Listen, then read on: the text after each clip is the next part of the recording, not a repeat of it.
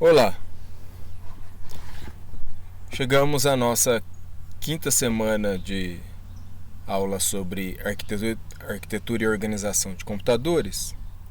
Esta aula está dentro de uma semana de reposição, a mesma semana da semana 4. Vamos lá ver os assuntos desta aula. Então aqui no Moodle eu marquei excepcionalmente entre parênteses aqui reposição, para que fique claro que está na mesma semana aqui da semana 4. E aqui nós temos os slides sobre os quais nós vamos comentar. A aula de hoje tem a propósito de analisar a memória de um dispositivo computacional, de um computador, com um enfoque extra à memória cache. Esse material são slides disponibilizados para quem tem acesso ao livro do William Stallings. Através da biblioteca virtual Pearson, você pode ter acesso a esse livro. O assunto aí está no capítulo 4, se não me engano, dessa 10ª edição do livro Arquitetura e Organização de Computadores, do William Stallings. O objetivo da aprendizagem é apresentar uma visão geral das características dos sistemas de memória do computador e do uso de hierarquia de memórias. Descrever conceitos básicos e o objetivo da memória cache e discutir os elementos-chave do projeto da cache. E após ler esse capítulo, você será capaz de compreender as implicações do desempenho dos diversos níveis de memória. Bom, então na visão geral aí do sistema de memória do computador, nós temos alguns aspectos que caracterizam as memórias. O primeiro deles, à esquerda aqui no alto, é a localização. A memória pode ser interna, por exemplo, registradores, memória principal, memória cache, bem como pode ser externa, discos ópticos, discos magnéticos, fitas. Outro aspecto outra característica é o desempenho. Para fins de desempenho, são considerados o tempo de acesso, o tempo de ciclo e a taxa de transferência com que a memória trabalha. Os métodos de acesso aos dados. Uma memória ela pode ser de acesso sequencial, direto, aleatório ou associativo. Com relação ao tipo físico, a característica física da memória, pode ser baseada em semicondutor, como chips, como minhas memórias flash, pode ser do tipo magnético, como os discos rígidos, os HD, pode ser de tipo óptico, como os DVD, CD, DVD, e magneto óptico, que mistura as duas tecnologias, como fitas, embora a fita tenha mais um cunho, uma característica magnética, mas existem misturas de tecnologias também. A unidade de transferência pode ser uma palavra ou um bloco. Quando nós dizemos palavras, nós queremos nos referir a um conjunto de bits que é enviado, que é a unidade com que o processador pode trabalhar. Então essa palavra é palavra binária, tá? É um conjunto de bits que podem ser processados de uma vez, ou pode ser um bloco. Características físicas: a memória pode ser volátil ou não volátil. Memórias voláteis precisam ter a sua alimentação elétrica mantida. Além disso, muitas vezes ela deve sofrer um refresh em alguns casos. E a memória pode ser não volátil. Não volátil, ela não precisa de alimentação elétrica para os dados permanecerem gravados. 2 exemplos: volátil, memória DRAM; não volátil, HD.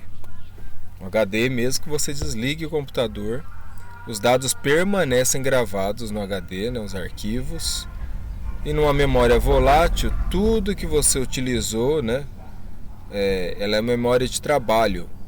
Tudo que você, enquanto você ocupou, né, em um aplicativo, no sistema operacional, um espaço aí para dados ocupados nessa memória, os dados permanecem ali. Depois os dados são descartados e quando você desliga o computador, nenhuma informação fica aqui. Outra característica física, a memória pode ser apagável ou não apagável. Aí tem a ver com memórias ROM, né? Memórias ROM originais, elas são não apagáveis, elas não podem ter o seu conteúdo removido, excluído. E aí houve uma evolução dessas memórias não apagáveis que ou pode ser apagada por uma luz ultravioleta ou por eletricidade. E aí foi evoluindo até que apareceram as memórias flashes que permitem aí sim ser apagadas de forma lógica. Aí temos capacidade, quantidade de palavras, né, número de palavras ou número de bytes. E a organização, por exemplo, módulos de memória. Memória principal ela é organizada em módulos, né, em placas com chips, onde os dados podem ser armazenados.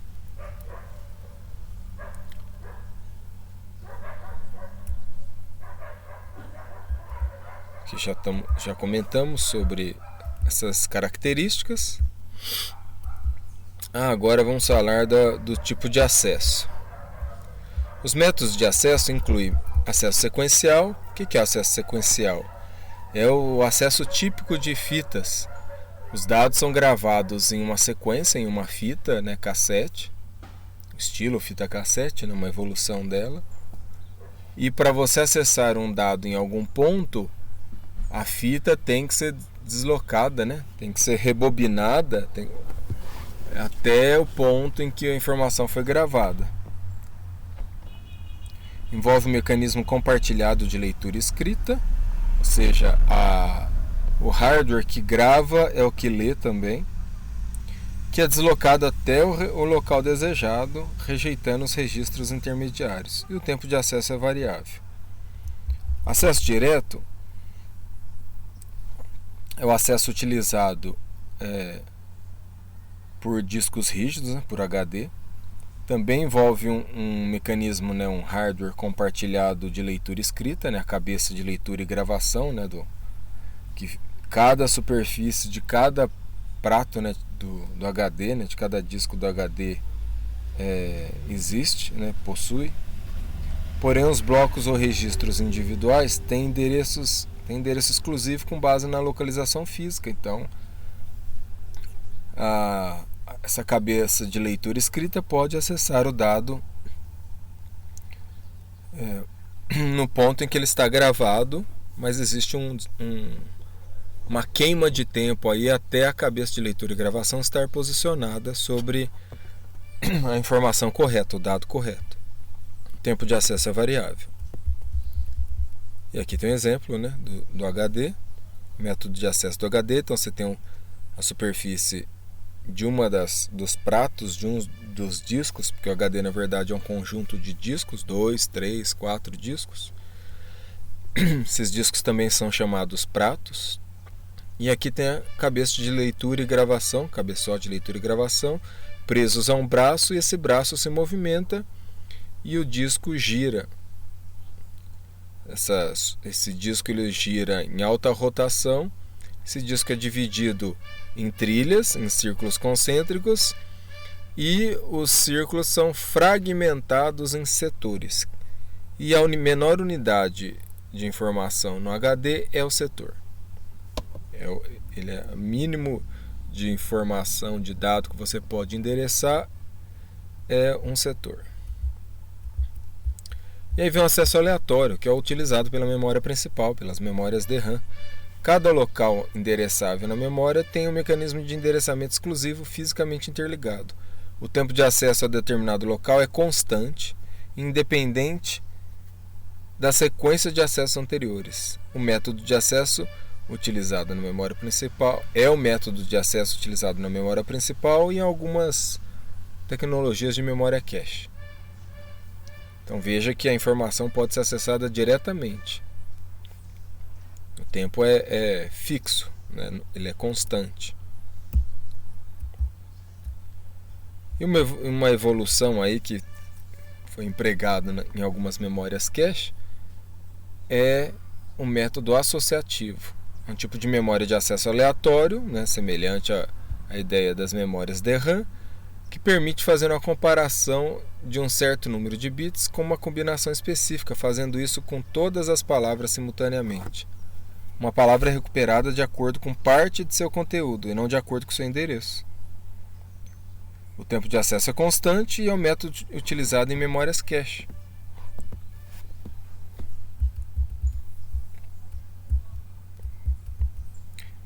Do ponto de vista do usuário, as duas características mais importantes da memória são capacidade e desempenho.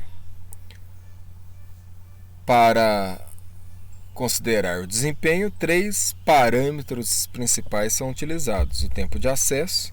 O tempo de acesso também pode ser chamado de latência, é quanto tempo leva para acessar o dado, esse atraso, né, de acesso. O tempo de ciclo de memória, quantos ciclos vão ser queimados, vamos dizer assim, né, ciclos de clock, até que a informação seja acessada. E também a taxa de transferência, quantos bytes por segundo podem ser transferidos. Uma variedade de tipos físicos de memória tem sido empregada. Já comentei sobre isso. E aí entramos no assunto sobre a hierarquia das memórias. Nós já acabamos de ver que existe mais de um tipo, né? Existem algumas tecnologias distintas de memória e todas elas são utilizadas em um computador. Isso cria uma hierarquia, porque o tempo de acesso a cada uma dessas memórias e a quantidade de dados armazenada é distinto em cada tipo de memória. As restrições de projeto podem ser resumidas por 3 questões: quanto, com que velocidade e a que custo. O quanto aí não é em termos de valor, né? Em que quantidade eu devo construir uma memória, quanto ela vai poder armazenar em termos de bits, bytes, e qual vai ser a velocidade de acesso, quanto isso vai custar ou a que custo. A questão de quantidade é de certa forma livre, né? Então aqui na verdade, fazendo uma correção, como está aqui por fora, esse quanto aqui é o valor mesmo. E aqui a que custo é qual é o prejuízo, né? Qual é a desvantagem em se escolher uma organização de memória X e não Y. E a questão de quantidade é mais livre, né? Stalin afirma que está mais livre, não está preso aí a questões de projeto. Embora nós possamos dizer que não é possível colocar qualquer quantidade, né, de memória. Isso tem algum impacto no projeto.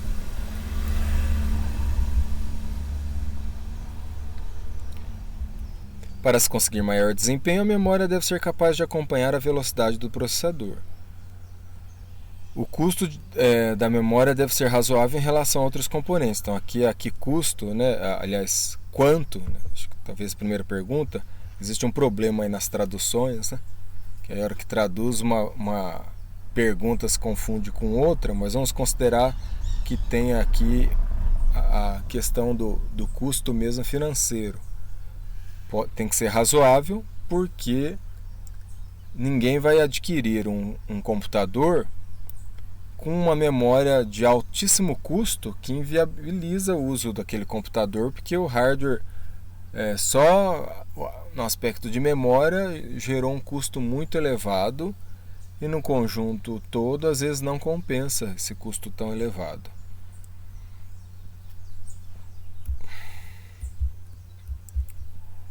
Diversas tecnologias são usadas para implementar sistemas de memória e por meio desse espectro de tecnologias existem as seguintes relações: tempo de acesso mais rápido, maior custo por bit; maior capacidade, menor custo por bit. Então veja que existe essa relação aí que constitui, e aí o item 3, maior capacidade, tempo de acesso mais lento. Isso cria uma hierarquia de memória. E aí é um dilema que o projetista enfrenta, né? Que ele tem que decidir se ele vai colocar mais memória, o tempo de acesso é mais lento. Se ele vai colocar também outro aspecto, né, em relação à maior capacidade, se ele coloca mais memória, o custo diminui, mas o tempo de acesso aumenta. Então você demora, o processador demora mais tempo para acessar o dado em memória, apesar de cair o custo por bit do armazenamento. E tempo de acesso mais rápido, você faz uma memória mais rápida, ela custa mais por bit. Aí você não vai conseguir colocar uma grande quantidade daquela memória. Para sair desse dilema, é preciso não contar com um único componente ou tecnologia de memória, mas empregar uma hierarquia, que é a que existe nos dispositivos computacionais. Então aqui uma informação importante na pirâmide aí apresentada a seguir: conforme se desce na hierarquia, ocorre o seguinte: diminui o custo por bit quanto mais abaixo da pirâmide, quanto mais na base da pirâmide em direção à base, o custo do bit cai, aumenta a capacidade, mas também aumenta o tempo de acesso, né? Demora-se mais para acessar um dado na memória e diminui a frequência de acesso à memória pelo processador. Então aqui, quanto mais abaixo, menos vezes o processador acessa essa memória. Então aqui nós temos nesse desenho no topo da pirâmide estão as memórias internas, encabeçadas aí pelos registradores. O registrador ou os registradores são as unidades, né, os dispositivos de memória mais imediatos ao processador, estão no núcleo do processador, estão sendo utilizados o tempo todo que o processador está processando algum dado. Então é o nível mais alto de memória. Depois vem as memórias cache, lembrando que as memórias caches, elas ao longo do tempo da história dos microcomputadores, dos PCs, desktop, como você preferir chamar, essa memória sofreu uma divisão hierárquica também. Então a gente tem níveis de cache. Aqui está representando um nível só, né? Como uma informação só. Mas existe uma subdivisão aqui nas memórias cache. Aí tem a memória principal. Para diferenciar com relação ao acesso, para que não confunda aí, né, com relação ao acesso, com relação à tecnologia mesmo, para que não se confunda cache com memória principal, memória cache são memórias RAM estáticas, SRAM. E memória principal é a memória, como o nome diz, é a principal mesmo, e ela tem um acesso dinâmico, não é estático. Então ela é DRAM. Abaixo aqui temos as memórias externas: disco magnético, CD, CD-RW, DVD-RW, DVD-RAM, Blu-ray. Com certeza essa imagem ela não foi atualizada e ela é anterior à existência dos dispositivos de armazenamento externo, como pendrive, né? Os dispositivos de tecnologia de memória flash ou os SSD, né? Eles não estão representados aqui. Talvez numa edição 2020, 2019, o Stalin retiraria CD-ROM, CD-RW e colocaria provavelmente SSD, HD, né? HD externo, que está só disco magnético, é o HD, né? HD externo, pendrive, esse tipo de memória. E na base aqui da pirâmide a gente tem um armazenamento offline, que são as fitas magnéticas. Não deixa de ser externo, mas aí aqui quis fazer uma representação separada do externo, porque as fitas elas não podem ser acessadas ativamente, digamos assim. Elas são acessadas uma única vez para recuperar dados de backup ou para realizar o backup. Então o acesso é integral ou a parte dela ou ao conteúdo todo para recuperar uma cópia de segurança e trazer para o disco rígido, o disco magnético, ou outra unidade, ou para gravar na fita, mas ela não fica conectada aí para acessos constantes, mesmo porque o acesso é sequencial, seria impraticável isso. Eu vou fazer uma interrupção até aqui, nós estamos acho que na metade dos slides, e a gente continua daqui a pouco, ok? Para o vídeo não ficar tão extenso. Até já.